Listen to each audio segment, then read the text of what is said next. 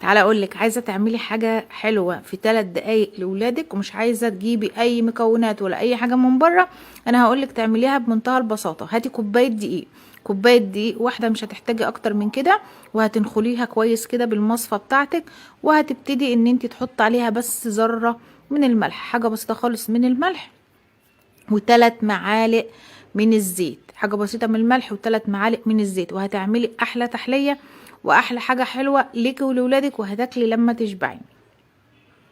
دخلت الدقيق وحطيت عليه حاجه بسيطه من الملح، واحط عليه 3 معالق كده من الزيت او معلقتين من الزيت، اقلبهم كويس قوي كده مع بعض، وهبتدي ان انا انزل عليهم بالميه واعجنهم. مش هنزل بميه كتير، يعني اعجني على قد ما تاخد منك، نص كوبايه ربع كوبايه على قد ما تاخد، بس ده مش هتاخد كتير، كبرها نص كوبايه ميه.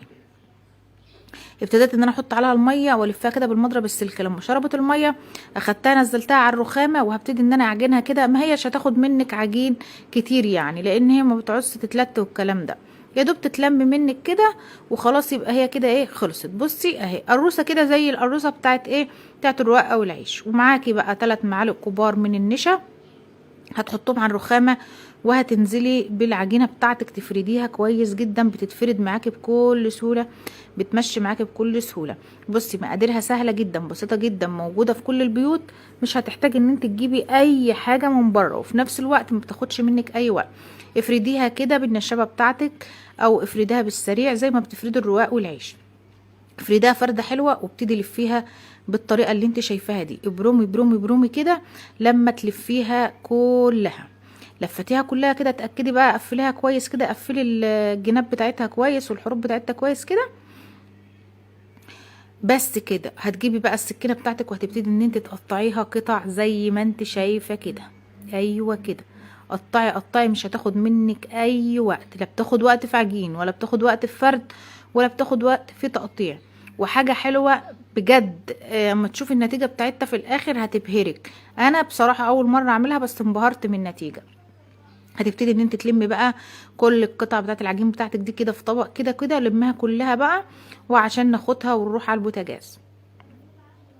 لميتي كده كل الكميه بتاعتك، طبعا انت تقدري تعملي الكميه اللي انت عايزاها، تعملي كوبايتين دقيق، 3 كوبايات، زي ما انت عايزه. انا عامله كوبايه واحده بس، لو في اي حته من الحرف مفتوحه ولا بتاع كده ايه، ابتدي ان انت قفليها. اخدها واروح على البوتاجاز، عندي الزيت بتاعي على النار سخن جدا، وهنزل بيها. طبعا انا عامله الشربات بتاعي قدامكم اهو على البوتاجاز، طبعا عارفين بيتعمل ازاي، عاملاه ومجهزاه قبل ما ابتدي ان انا اعمل العجينه بتاعتي. نزلت كده بكل الكميه في الزيت، على فكره ما بتاخدش اي وقت في الزيت، مسافه ما بتحطيها الزيت طبعا بيبقى سخن، بتبص تلاقيها احمرت ما شاء الله، وادتك لون جميل جدا جدا. قلبي بقى لما تديكي من كل الجناب اللون الاصفر الجميل ده. وعلى فكره ما بتشربش زيت، ما بتاخدش اي زيت.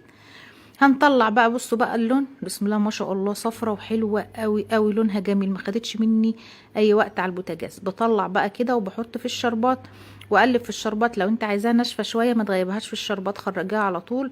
لو انت عايزاها شربه شربات كده وحلوه وطريه من جوه ومقرمشه من بره، خليها شويه في الشربات، يعني 3 دقايق كده وطلعي. عملت كل الكميه زي ما انت شايفه وطلعتها، بسم الله ما شاء الله، دي كوبايه دقيق واحده عملت معايا طبق حلو قوي زي ما انت شايفه. تقدري انت تكتري زي ما انت عايزه، حاجه حلوه حط لها الاسم اللي انت عايزاه. بجد انا اول مره اعملها بس عجبتني وعجبت الاولاد، طعمها حلو ولذيذ، ما بتاخدش معاكي 3 دقايق، عجينها بخبزها بتسويتها بكله تاخدش معاكي 3 دقايق، مقرمشه جدا من بره، شربه شربات من جوه. حطي لي بقى لايك للفيديو واشتركي في قناتي لو بتشوفها لاول مره.